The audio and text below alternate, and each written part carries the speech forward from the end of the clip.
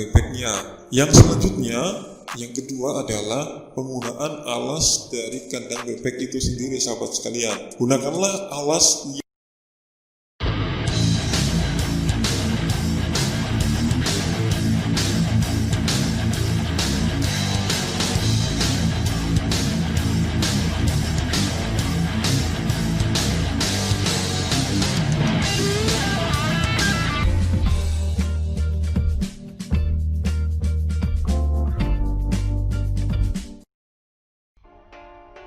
Assalamualaikum warahmatullahi wabarakatuh, sahabat sekalian dimanapun kalian berada.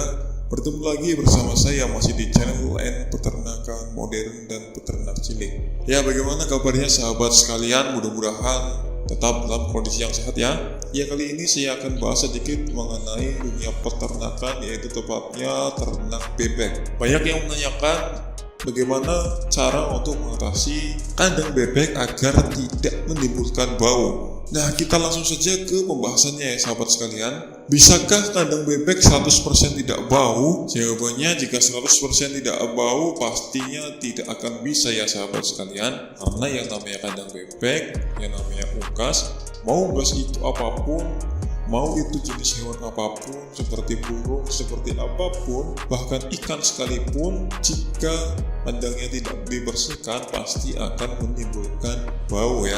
Yang namanya kotoran pasti di mana-mana akan menimbulkan bau.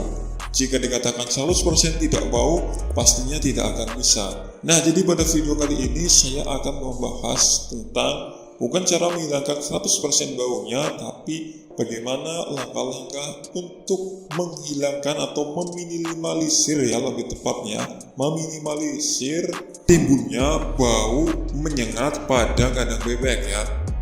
Di bagian pertama ini saya akan memberikan satu tips. Yang satu tips ini menurut saya berperan lebih dari 70% untuk membuat kandang dari unggas kita itu tidak menimbulkan bau. Nah, apa itu? Jawabannya yaitu ada pada sanitasi atau kebersihan dari kandang bebek itu sendiri, sahabat sekalian.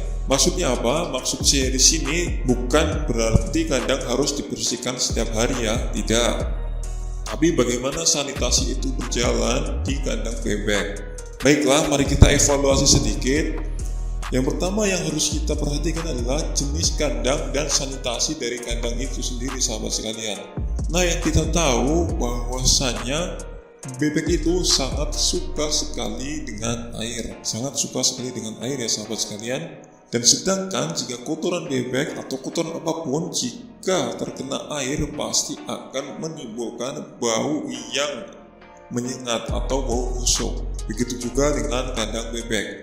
Jadi langkah awal yang harus diperhatikan sahabat sekalian adalah jangan sampai kandang bebek itu becek atau terkena air.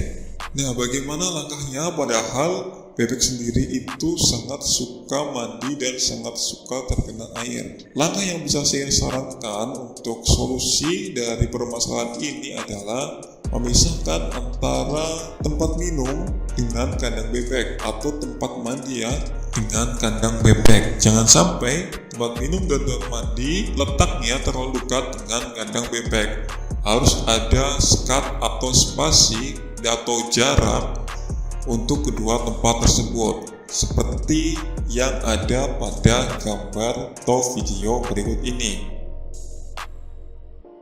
Nah, bisa terlihat dari video tersebut ya sahabat sekalian bahwasannya tempat minum bebek ini diberikan sanitasi atau diberikan drainase berupa lubang atau got tempat air itu mengalir ya. Jadi air itu tidak masuk ke kandang bebek melainkan langsung jatuh ke dalam got atau lubang air di bawah sehingga air itu langsung kering ya sahabat sekalian. Jadi ketika bebek minum itu tidak gelepotan kemana-mana, kemudian apalagi terbawa ke dalam kandang ya. Biasanya untuk peternak-peternak rumahan atau peternak-peternak yang masih tradisional, cara pemberian air minum masih diletakkan di dalam kandang. Nah, itu merupakan salah satu kesalahan yang menurut saya cukup fatal ya sahabat sekalian. Karena apabila tempat minum dicampur menjadi satu di dalam kandang, pasti akan menimbulkan becek, kemudian menimbulkan bau yang tidak sedap. Apalagi jika kandangnya itu tertutup, nah itu lebih menimbulkan bau lagi. Nah, bisa diperhatikan tempat minum yang ada dalam video itu ya sahabat sekalian, atau terpisah dari kandang bebek itu sendiri.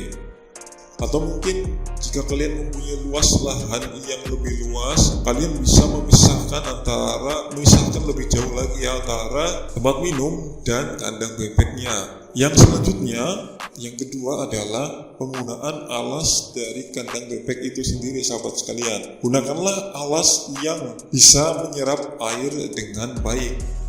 Karena apa? Dengan penggunaan yang tadi itu memisahkan antara tempat minum dengan kandang bebek, badan bebek atau di kaki bebek itu masih mengandung air ketika bebek masuk ke kandang.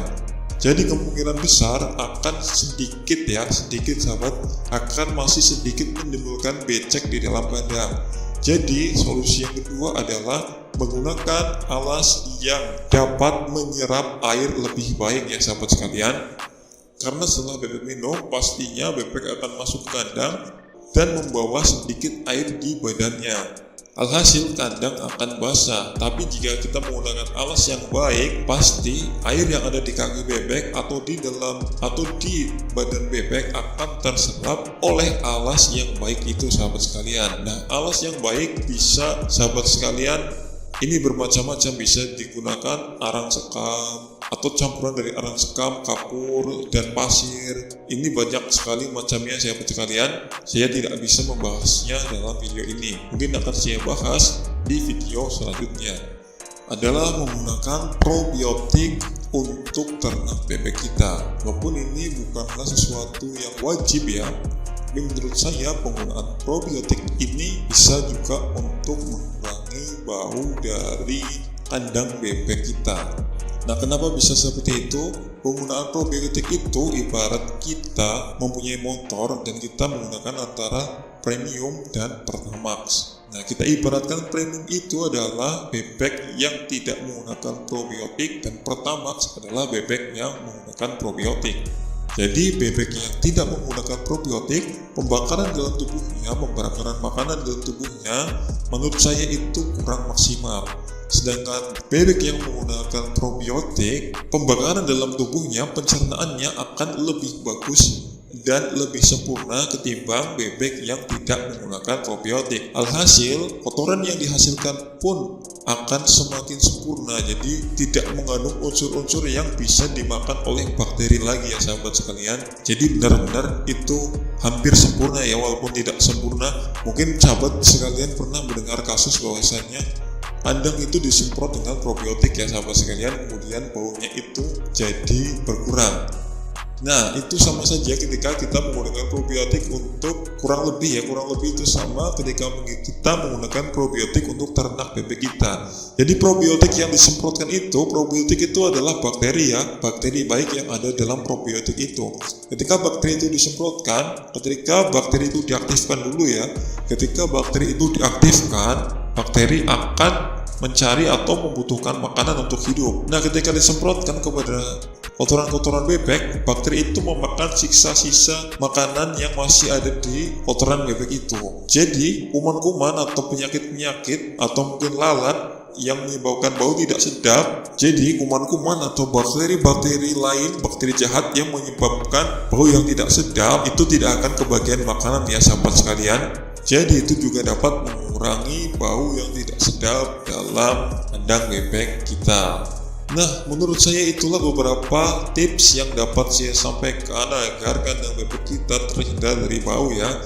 Walaupun sebenarnya masih banyak sekali tips yang ingin saya sampaikan, tapi berhubung videonya atau durasinya sudah cukup panjang, saya akan sambung tips selanjutnya pada kesempatan yang akan datang jika masih diberikan kesehatan tentunya. Bagi sahabat sekalian, kalian bagi para peternak bebek atau pemula ataupun kalian juragan-juragan bisa tolong atau bisa bagikan ilmunya pada kolom komentar di bawah agar teman-teman kita yang lain pun juga bisa berternak bebek dengan baik. Jangan pelit ilmu karena ilmu itu tidak akan hilang insya Allah.